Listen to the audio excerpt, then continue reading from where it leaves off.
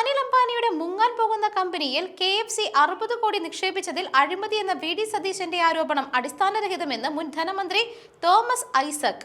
ആക്ഷേപത്തിന് തെളിവ് ഹാജരാക്കണമെന്നും ധനകാര്യ സ്ഥാപനങ്ങൾക്ക് RBIയുടെ ഷെഡ്യൂൾ സ്ഥാപനങ്ങളിൽ നിക്ഷേപിക്കാം.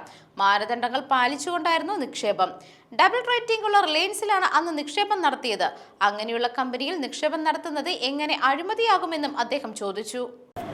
പ്രതിപക്ഷ നേതാവ് VD സതീശന്റെ ആക്ഷേപങ്ങൾ അടിസ്ഥാനരഹിതമാണ്.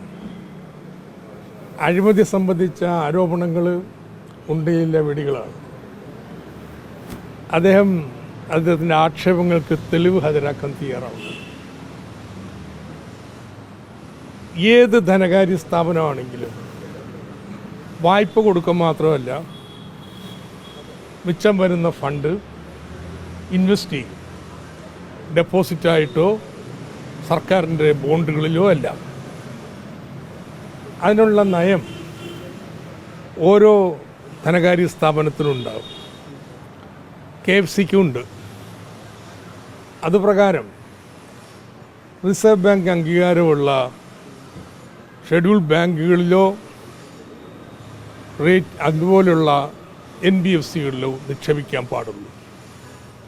2, അവയ്ക്ക് AA റേറ്റിംഗ് വേണം. 3, ഈ AA റേറ്റിംഗ് ഉള്ള സ്ഥാപനങ്ങളിൽ നിന്ന് പലിശ സംബന്ധിച്ച് കൊട്ടേഷൻ വിളിച്ച് വേണം നിക്ഷേപം നടത്താൻ. ഇത് പൂർണ്ണമായിട്ട് പാലിക്കപ്പെട്ടിട്ടുണ്ട്. News desk മെഗ്നവിഷൻ.